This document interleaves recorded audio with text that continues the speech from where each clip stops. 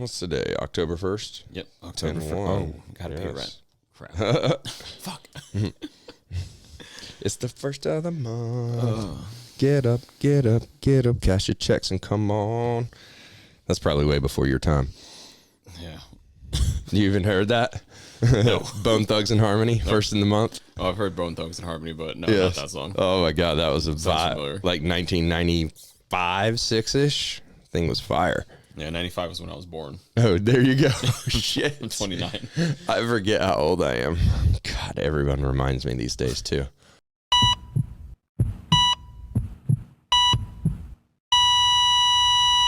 Welcome back to another episode of the Pickle Pulse. I am your host, Brian Green, and as always, I've got Ryan Lopez with me. What's up, dude? Back again. Yes, new co-host. Moving forward, this is a permanent thing. So you guys, number one, comment.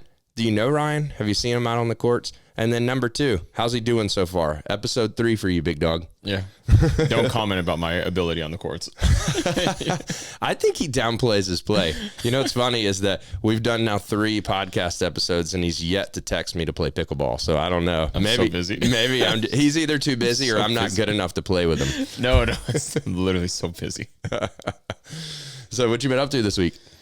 Same old. Just been, working at the club. Yep. Just doing coaching and a lot of event planning as well. Okay.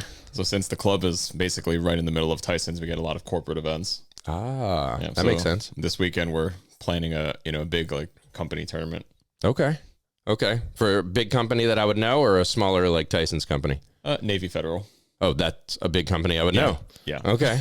Very cool. So a lot of round robins going on this weekend. Oh yeah, a lot of 2-5 to 3-0 play going to be happening. Exactly. But a lot of smiles though. Yeah, a no lot of doubt. smiles. Everyone's going to be having a good time. No doubt. Well, we are not here to talk about Ryan's week, as much fun as that would be. I wanted to take the day today to talk about how has pickleball changed, because I started playing in 2020. You started playing, 2022? Yeah, 2022, Yeah. fall 2022. And I know in the last 5 years or so, and I'm using 5 because I pulled some video from 2019 US Open. Wait till you see those. Those are going to be fun, to today. And I wanted to talk about the differences and how you can update your play style and or strategy. Or the second part is maybe you need to update your technology if you're holding on to the past. Yep. Because 3 things, in my opinion, have changed that we will talk about today. Strategy, technology, and then the athleticism of the pros that are out there. Mm-hmm. All right.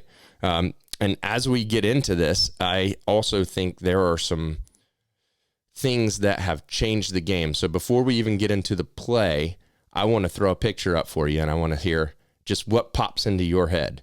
All right. And this predates before you started. Mm-hmm. So I'm wondering if you'll even know. And if you don't, then I'll just tell everybody what I think, because this is a fun game. Ryan doesn't know what's going to happen. I do.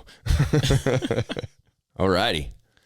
So what do you think about that, Ryan? Classic. It's what I would imagine a pickleball paddle to look like. Okay. So this is not just a classic. This is the paddle that changed the game. Was the first carbon fiber paddle? This was the first carbon fiber paddle. That's it. The Electrum Pro came out. This guy right here bought it the day it released. First person to have it at the club. And I distinctly remember people going, "You're getting so much spin. It's not fair. Is that legal?" Yeah. And I'm going, "Yeah, it's legal. You see the little stamp, USAPA approved." So the Electrum Pro comes out in 2021, I believe around December, maybe 2020 December or 2021 January. Fact check me, all you guys out there who like to call it out. But this paddle absolutely changed the game, Right. because all of a sudden there's grit on the face, and every other company wanted to play catch up at that point. So that paddle was around for probably 4 or 5 months, while all other paddles were not carbon fiber, all other paddles were fiberglass. Yeah, There you go. fiberglass. So was it fiberglass or like graphite or something? That's it. Yeah. That's it. And they were good paddles, but when you're playing with a fiberglass or graphite paddle and no spin, you're pushing the ball around more so than swinging and hitting it, because it's not grabbing the ball like a textured paddle would. Yeah. So now that we've seen the game changer, I'm going to get into some videos, and then from there, there's one other game-changing paddle that we'll talk about. We are ready to watch the All right. men's pro singles. So we've got Johns McGuffin 2019 US Open singles. We're going to start with singles here. These guys are playing with the fiberglass graphite paddles at this point. All right. Ben has his Franklin signature paddle. Franklin, yeah. Oh, yeah. This is his signature paddle. He sold so many paddles for them back in the day. Yeah, I had that. McGuffin is with Selkirk. Did you have it? I never liked it because I had an octagonal handle. All right. But just look at the speed of the game and how loopy the shots are, right? At this point, you could not grab the ball and hit hard. Like, that ball is clearing the net by a good couple, like a good 2 feet. Oh, 2-3 it has feet. to. It has to, because there was no grab, there was no catch, and so the balls were floatier, and there was no attack unless the ball is going above the net. Yeah. Yeah. Oh my God. Yeah. Okay, so Ben is still the greatest at cat and mouse. That's why he was #1 back then. And so this is But it's really, really interesting to see just how slow the game looks. Tyson last year, he took It's insane because you compare it now to a lot of these like D1 tennis players that are entering the game. It is an insane amount of drives. Oh, yeah. Well, and even Tyson McGuffin, who's known for the Ferrari forehand, is hitting drops in singles. So it was just there you go. There's a drive. But this is why Ben was so good and could not be beaten, because he is the cat and mouse king. Yeah. Like, he can hit drops to the corners all day, cover the court, and beat you that way. Yeah. But what has changed is if you do not have a Ferrari forehand, and even furthermore, if you do not have a Ferrari backhand, you're behind in singles. Exactly. Yeah, Tyson's backhand is like such a liability. He runs around it like crazy. Yeah, yet still does really well. Oh, It's yeah, like no, top amazing. 5 in the world. The other thing is, look how young Tyson looks in this video. Yeah, I'm so used to seeing him with the mullet. No, this is like clean cut Tyson. He's only got like 20 tattoos at this point. Just said, people, get your notepads out, take notes. You want to get better at singles? The serve too, like they're not really hitting like big serves. No, the thought process at that point when I came in was get your serve in. Yeah. Okay, now we're coming into 2024 singles. We got Connor Garnett versus Staxrud here. And just look how much lower the ball clears the net. Yeah. A lot more faster paced. The other thing is the athleticism of these guys. I just think that these guys are true pro athletes. They're hitting drops. Look at this. Ridiculous. You get the ATP in singles. And the crazy thing is, now that used to be a winner in doubles. Now in singles, guys are getting ATPs back. Yeah. There's exactly. definitely points where he's gotten it back, and the point has gone on. Players I can think of off the top of my head in men's in a ton of time on the court. So now I pulled some Ben Johns clips here because I wanted to just contrast his 2019 play versus his 2024 play. The one thing I love about Ben is that he's so smooth. Yeah. And he doesn't have any movements that are extra. He really reserves his energy.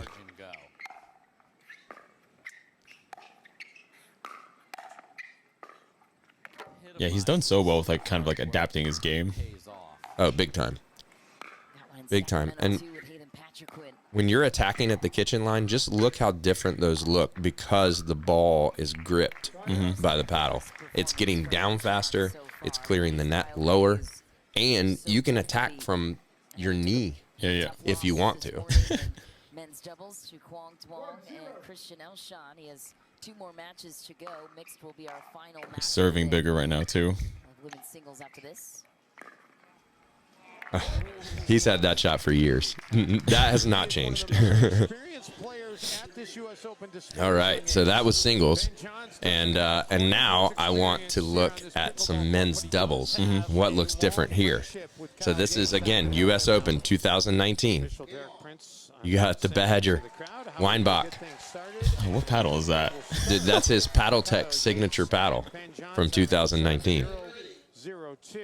You've got Matt Wright playing with Weinbach on this near court, and you've got Yates, Kyle Yates, the GOAT, with the new GOAT, Ben Johns.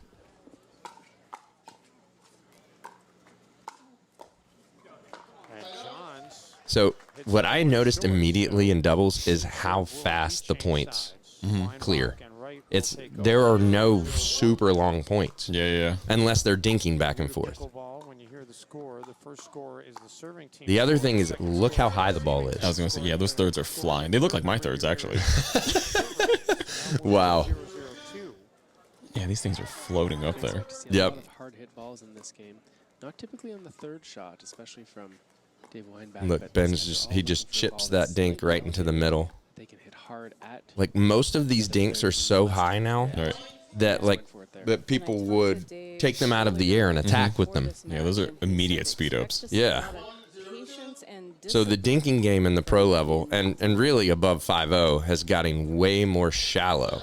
So if you're thinking about how you're dinking, it's far better to hit a little higher and more shallow, Yeah. or more cross court, because if you're leaving it just a little bit high and you're playing, like, there are a handful of guys that I play that are 5.0 to 5.5 Yeah. that can speed up from anywhere, like off their shoelaces, because they put so much spin on it. The electricity in the building here, the excitement of the moment. Oh, you know what I'm noticing a lot, too? What's that? Seeing a couple errors Slice returns. Yes, I just saw that too. I'm glad you brought I it think up. this is like 5 or 6, I don't know, like straight slice returns that are falling short into the midcourt. Oh my gosh, would be destroyed in No, 2024. absolutely. So Nowadays, you would have players just hunting that in the transition zone, just like ripping forehands. I can tell you that based on like how I play, if there is one teammate on the other side of the net that is hitting slice returns and they're not really good ones, occasionally exactly. you'll get a guy that hits it and it's spinning so much that it's hard to attack. But if they're hitting cupcake slice returns, you are driving away. Yeah. On those. These slice returns aren't even clearing past the transition zone. No. Like, I respect it for someone that's like hitting it deep into the baseline, you know, cutting you out, you know, into the court, like off the court. But these things are falling short. Oh, big time. Big time. Now, Matt Wright still has his counter. That looks exactly the same. That looks exactly, look at that. Perfect. Oh, slice serve. Look at this. Oh, dude, that return fell so short.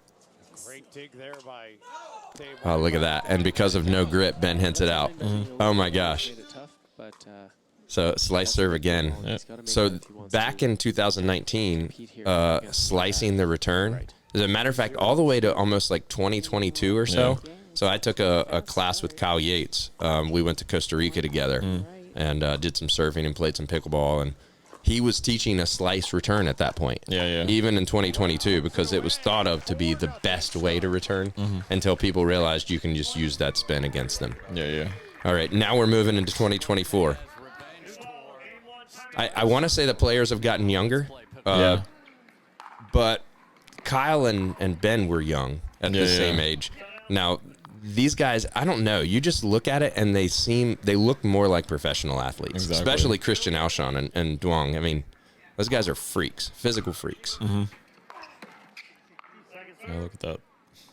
There's no way you're hitting slice returns against Alshon and Kwong. No, holy cow, no.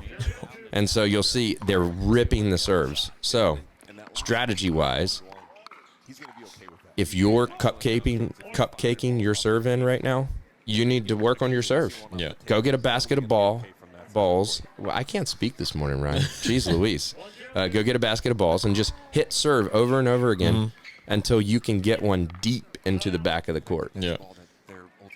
The other thing is, Because right now with this thought process, it's not just hitting the serve, but they're immediately looking to set up their third shot.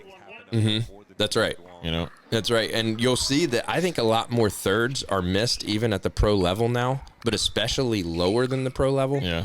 Because you have to be so good with your thirds. Yeah. If you hit a high third that bounces high, it's going to be attacked. Exactly. And if you hit a bad drive, then it's going to be attacked. Yeah. at this day and age. So it's the game has definitely gotten more complicated and more aggressive. Even like, let's go Pablo. Yeah, I like it. I like it when the guys just yell and get in their face a little bit. And he's a lefty, so I immediately root for him. Wait, are you southpaw? Yeah. I didn't know that. He's not only impressed me, but he's impressed everyone else with the improvement. Look at these aggressive backhand dings by Kwong. Well, furthermore, two-handers. No one in 2019 even had a two-hander. Now probably 70%, maybe 80% of the top pros have a two-hander. He's over here hitting Western forehands. There's no way you're getting away with that. Oh, no. It would With just like slide off the fiberglass pace. or like graphite paddles. Although I did it to start. Wow. I sure wasn't. No. So rip the serve. Look how deep that serve is getting in. And then drive. The other thing is the transition zone. And that's what I wanted to talk about in doubles. Is that it used to be in the middle of the court, you're only resetting. And you're really not trying to do much other than get to the kitchen line. And if you watch these guys, they're attacking in the transition zones. If that thing is anything around waist height, it's getting countered. All immediately. day. And even at the 5-0 level, I have a handful of guys that I play with that, like, if you're trying to keep them back and you're not watching where they are on the court, Exactly. they're sneaking up and they're attacking in that transition zone, and it's very sneaky and very good.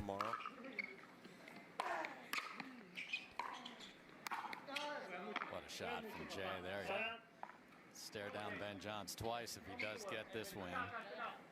That's a good job. Now my question is this good or bad for pickleball? Does this take away? I think that's a really good question. Like, do you prefer faster paced games or slower paced games? Like more traditional pickleball. I think if pickleball is going to grow and become a watchable mainstream sport, it's got to get faster. It's got to get more exciting. Faster, to a more point. athletic. To a point. Now, I will say that there are some other things as we look at some of the paddles that kind of change the game. It's got to stop at some point. And because if it gets too hot, then everything changes about the game. And I still think that being able to dink and use the kitchen is what pickleball is all about. Oh, for sure. Otherwise, it's just mini tennis. That's exactly right. And nobody wants that. Yeah. I think another thing I'm noticing right now, too, is obviously with the, the carbon fiber paddles, but you're seeing a lot more shake and bakes. Oh, big time. Big time. I think the Waters were the first one to kind of really come out and do that. And at the time, it was probably 2019, around this 2020, somewhere in there. They were called bangers because they were shaking and baking, and people didn't like it. Yeah. Can you imagine seeing that for the first time against the Waters?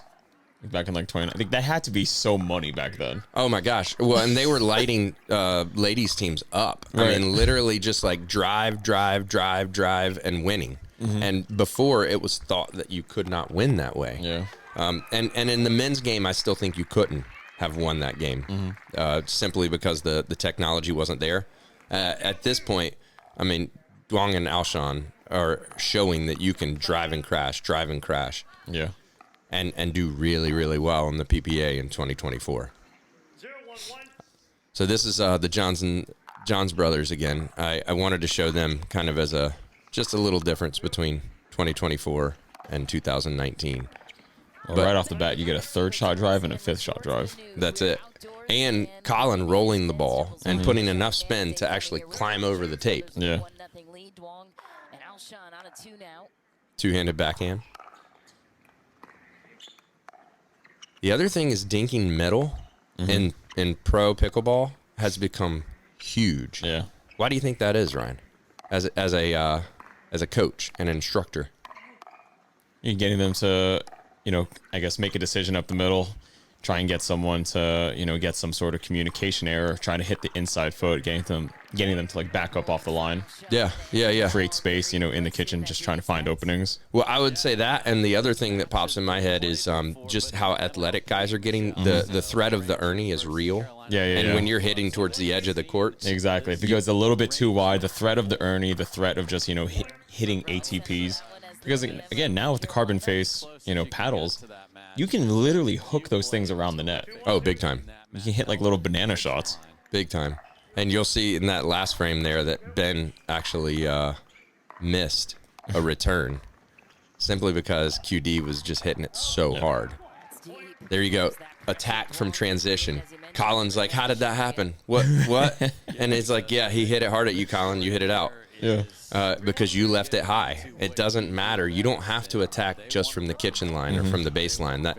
There you go. Shake and bake. Exactly.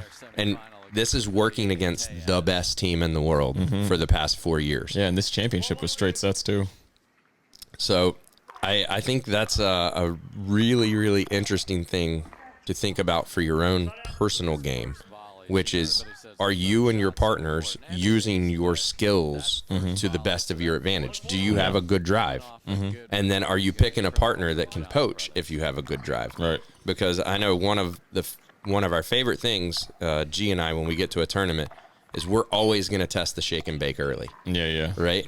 People are sitting back. They haven't quite woken up yet. Right. And if I can hit a solid drive, which is what I like to do, and he can get up to the net, we're going to win like 75, 80% of those points. Come out guns firing. That's it. And so that's kind of how we want to start. Oh, and then here's one I just threw. Look at this. How cute is Annalie Waters? This is not relevant to the thing. I just found it, and it's so cute. Who's she playing with? She's playing with Sobek. Oh, William Sobek, who's still on the APP tour. left him behind. Oh my gosh, he was such a good player back in the day, and you thought he was coming up, but it's just he never really made it to that next level. And look at her, she's like 13, lighting up pros in front of her. But this is mixed doubles 5-0, so she played 5-0 5 years ago, the greatest women's player to ever live, and just got burned by some lady we don't know. Look at the paddles. Oh, Looks like they got jeez. their signals crossed, but I don't expect you're going to see that happen again. But do you see how they're just pushing the ball? Yeah, There's yeah. really no grab. All right, so that will do it for our video portion. All right, so what did we learn from that, Ryan? Speed. Speed. Speed and power is the name of the game moving forward. Yeah, I would agree. And having the right technology in your hand to enhance your style of play. Yep. So I think in 2019, the style of play was pretty uniform. There was a right way to play pickleball, Yeah. and a wrong way to play pickleball. And I think 5 years later, with the athleticism, with the technology, you can play it really any way that suits you, Yeah. as long as you have the skills to back up your strategy. Yeah, exactly. But I think it's still important to have both skill sets. Oh, The huge. ability to play fast, but at the same time understand when it's not working to slow the game down. Big or you're time. going up against teams that are, both, like, there's no weakness on either side. Both of them can block very effectively. But yep, You're I totally agree. And trying to run shake and bakes. They're reading it very well, and they're hitting behind you. or hitting it harder back at you. Exactly. And you're like, wait a sec. Okay, these guys' hands are really good. We're never going to beat them that way. Exactly. So you have to be able to adapt. Like, Right. you tried it 3 or 4 times unsuccessful. What's the next move? Yeah. Right? So I'll never forget a couple of years ago playing in a tournament with Tyler Slagill, young up and coming great player here in DC. Yes, yeah. And we're playing against Jeff Vollmer, and I forget who he was playing with, but he's out of Arlington. Great player, really, really tall, amazing hands. And so we started the match off by saying, okay, we're going to make the other guy hit the thirds because Vollmer's the better player, right? Yeah. All right, so he doesn't get to see the ball in the thirds. Well, come to find out that the other guy was a great soft specialist. He was an older guy who was used to playing classic pickleball, and Jeff was crashing the net. And literally he would hit a great third, and as soon as we hit it back, Jeff was taking it out of the air and shoving it down our throats. Yeah. Right. And so like we get down 6-1, 7-1. I mean, it's pretty heavy down. Yeah. And we flip the strategy. And this is where in pickleball, you've got to be really thoughtful. And to prove your point, you've got to be able to play both types of games. All right. So instead of making Jeff or allowing Jeff to come forward, we then made Jeff stay back and hit the thirds. Yeah. And at that point, Jeff wasn't hitting great thirds. All right. And he was trying to drive at us, and the other guy was coming forward. And we ended up winning the game 11-8. They didn't score another point once we changed up our strategy. And that is something that I think in pickleball shows, like, number one, you've got to know your skill sets. Are you a drive first team, or are you a drop first team? What do you want to make the opponents do? And then secondly, if it's not working, can you adapt? Yeah, exactly. And noticing the patterns as well. It's like, okay, this guy just ran up 6 straight points for them. You know, let's see if his partner can do the same exact thing. That's exactly right. Right. And in tournament play, you really need to be able to see what the other team is trying to do within that first 4 or 5 points. I mean, it's only a game to 11. So you've got to kind of figure out, okay, this is what they're happy doing, and then make them do the opposite. Exactly. Until they start to make some sort of adjustments. Now you're starting to, you know, ice out Jeff. It's like, you know, how willing, you know, is he, you know, or the other guy too. It's like, how willing is he, you know, going to take these thirds? Is he going to step in front of Jeff? That's it. Over on his side of the court to take the thirds? You know, what's he going to do? Yeah, no, that's true. And I think if he did, we could have hit it behind him. Yeah. So there are, like, with the technology that's out there, if you are pretty good and you're practicing, you should be able to hit a nice low drop and a pretty solid drive that's not going to be any higher than like waist high when it gets to you at the kitchen. And if you're doing those things, you should be able to adapt to any style as long as you can dink. It's so fun. I love playing teams that don't want to dink, because all you got to do is get to the kitchen line, and then you can immediately tell they're uncomfortable. So it's like, so this is where we're going to be living. That's it. This is it right here. That's it. And I will say that in 2024, dinks are probably still 55-60% of the game. Yeah, 100%. So if you're thinking about the overall number of balls hit, and I'll check with Spancake and Pickle Mart. He does analytics. If you guys haven't checked out Pickle Mart analytics, you can learn so much from those guys. But I'm pretty sure I'm right in that you've got to be able to dink. It is a very high percentage. It's like playing golf and not being able to putt. It's like I hit the longest drive and I get to the green, and then I 3-putt every time. You suck. Exactly. It's like, sorry, dude. I was bringing back bad memories right now. Oh my gosh. All right. So moving forward on the technology, there was another paddle that absolutely changed the game. All right. I'm going to throw this guy up. Boom. What does that paddle say to you, sir? This one came out around the time you were starting. Okay. And there was a huge controversy that came with this paddle. Do you recall any of that, Ryan? Or should I just move forward? No, just move forward. Well, when I first started, I mean, like, I didn't know anything about the game. Like, I didn't really start picking it up until like last year. Understood. So then what is this? This has to be straight, like, just power. No, so this is the Carbon 1X. This is like the Gen 3 of like what? Yeah. And 2022. And it basically came out in 2022. It was the first Gen 2 thermoform paddle. Okay. So there's your first thermoform paddle. It was psycho powerful compared to other paddles at the time. The other one that came out around this time that was similar was the 6-0 double black diamond and single black diamond. The single black diamond was fiberglass and carbon fiber, and these paddles were delamming left and right. Yeah. And so it goes from a pop, pop to a poop, poop, and the sound. Yeah. And as soon as you hear poop, poop, that means you have rocket launcher in your hand, because the face was delamming from the actual thing, and it was jetting off. So this paddle comes out, power becomes the new thing that everyone is searching for. So from 2022 to 2024, the paddle manufacturers are searching for power and doing it in a way that it's like first two. How can we get there, and how can we stay within the rules but create rocket launchers. Mm-hmm. All right. And this was also where I would say for 6 to 10 months in 2022, everyone was just talking about delamination and core crushing. Mm-hmm. All right. So this paddle definitely was very influential. Yeah. And you put up a photo of a 14 millimeter too. Yeah. I just pulled it. I think the first couple ones were 16 millimeter that came out, if I'm remembering correctly, but I grabbed the first picture I could find. All right. And then the last paddle that I'm going to talk about that changed the game is the GearBox Power Pro. Oh, it's so funny. Whenever I see people pull up to the court with like that GearBox paddle, or even the new like Yola mod, I immediately start rolling my eyes. I'm like, oh geez, here we go. This is It's about I to be feel a the same way. fest. I'm like, oh my gosh. Well, I feel it, and it just depends.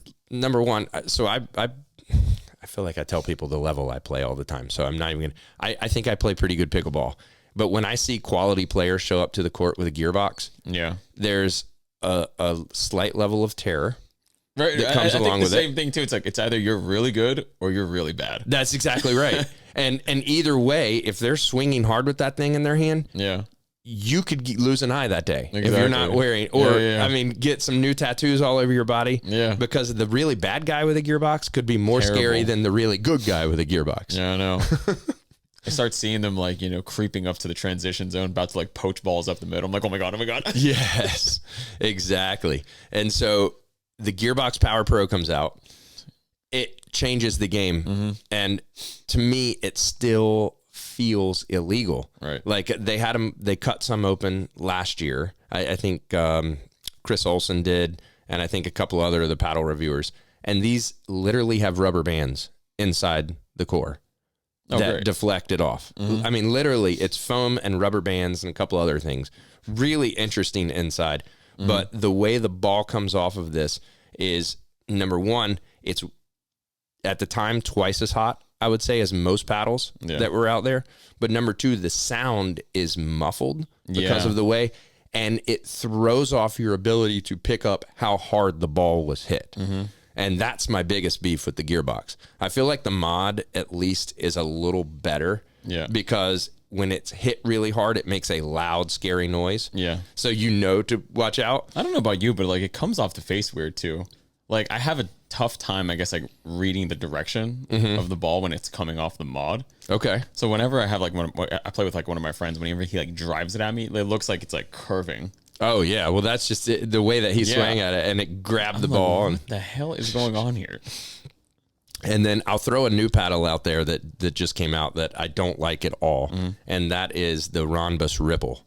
And I'll put a picture of it up right here. Yeah. So this paddle I have now played against for the past 2 weeks with my friend Han, and then another friend of mine named Mo. Both of them already like to hit it hard. So what are they going to do is try to buy a super powerful paddle that gets a lot of spin. They're hitting it so hard it's scary. Yeah. And with Han, it's a 3rd shot drive, a 5th shot drive, a 7th shot drive until he puts a hole in you or he hits it out. Right. It's the game has dramatically changed towards power if you can control it. Yeah. And that is one of the things that I think we need to rein in a little bit. Yeah. And that's where I'll go back to old school classic pickleball, old guy, and that if it gets too hot, it's going to change the game too much. Yeah, exactly. Like there's only so much court, Mm-hmm. That's the thing. Absolutely. It takes away from, I guess, the control and like the finesse game, or the finesse aspect of the game. Yep. Because now we're just trying to body bag people on every single point. Oh, yes. Like, yes. I don't know. Well, it takes away from what pickleball, actually is.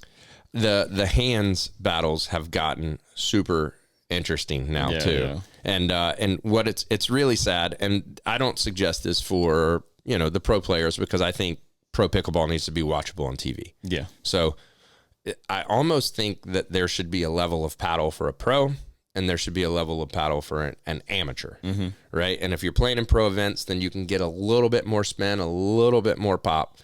If you're not 5-0 or whatever it would be, whatever mark you're going to put at a tournament, you can't play with those paddles simply because it's too dangerous. Yeah. It's too dangerous to put a 4-0 with a mod across the net from a 60-year-old woman who's there to have fun. Yeah, exactly. That guy is going to plow a hole in her unintentionally. Yeah, imagine pulling up to like just like one of these rec centers, you know, playing with like on like indoor surfaces, like on like a basketball court surface. Yeah. And someone pulls like a mod out of their bag. No, it's rocketing. Exactly. And you're going up against all these like, you know, senior citizens. It's like, oh, come on, dude. Well, and the reflex level. Yeah, read the room. It's the reflex level. Even like I'm 44, almost an old man, not claiming it yet. But my reflexes just aren't good enough sometimes when I've got a guy that's hitting the ball 65, 70 miles an hour at me like Han.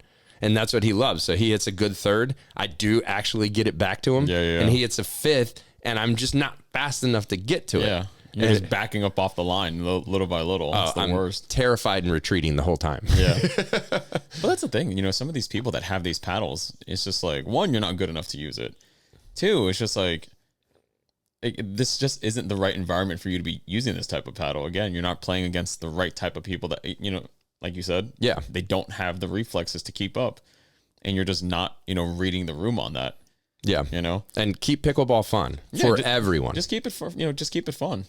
I do this all the time, you know, at the club when I'm, you know, hopping in for some of these open plays, if they have like uneven numbers, or if I'm, you know, doing like, you know, some intermediate stuff with, you know, with my students, I'll play down like 50% just to keep the ball in play. Oh yeah. Keep it interesting, you know, keep it fun for everyone. Absolutely. You know, but I'm not here to, you know, tear people apart on the court. No, you're not trying to actively win the point. And that's a really good point, because I think, you know, a lot of times higher level players don't want to play down. Yeah. But if you're in a situation where it's fun, it's family, it's something. Yeah, exactly. So play down and have a good time, laugh and joke. And if I really wanted to, I could. Hit drops. Right. Practice your lobs on them, because that's always fun to run people around. Exactly. And like, don't try to win the point, just keep the ball going. And it's actually becomes a really fun kind of game. You know, like I'll put in some effort, but it's like you said, I'll move them around, I'll keep it fun, I'll keep it interesting, but I'm not smoking the ball like I typically do if I'm like playing in a tournament. Yeah. You know? Yep. I'll get some like softballs that pop up in the transition zone, and, you know, I'll just reset the ball or something, or I'll just lightly drive it over. You know, but I'm not doing too much, but it's for the fun, but it's fun for everyone though. That's the most important part. Absolutely. Well, from time to time I'll throw in a heater, just to keep them on their toes. You know, if I wanted to, I could. Yeah, you know, but we're here to have fun. That's right. Hopefully not at the ladies on the court. Be nice to the ladies, Ryan. Be nice to the ladies. No, but then they see me hit that one shot, and then they're just like, "Oh, we got to take a lesson from Ryan." I'm like, "Yes." There you go. I'm joking. Well, that is the difference between 2019 and 2024. So 5 years has dramatically changed the game. The other cool things that I think should be brought up is that we have increased like 100-fold. I think there were 4 to 6 million people playing around that time. Now it's estimated that there's like 40 to 60, even maybe 100 million people that have picked up a pickleball paddle in the past year, which I think is super cool. And the sport is going to continue to grow, because as I'm around, I talk about it. You know, I love pickleball, so I mentioned that I play, and everyone's excited to talk about it. They want to know, what is this game, if they haven't played it, or I played it with my friend and they have a story. So super, super cool. Pickleball is growing. If you've made it this far, we appreciate you. We love you. Why don't you take a moment and hit that like button, hit the subscribe button, make a comment on Ryan's hat. I don't even know what that hat is. If you know, don't say it. Don't say it. If you know what that hat is for, you let me know. But I am clueless. And until next time, we'll see you on the courts. All right, see ya.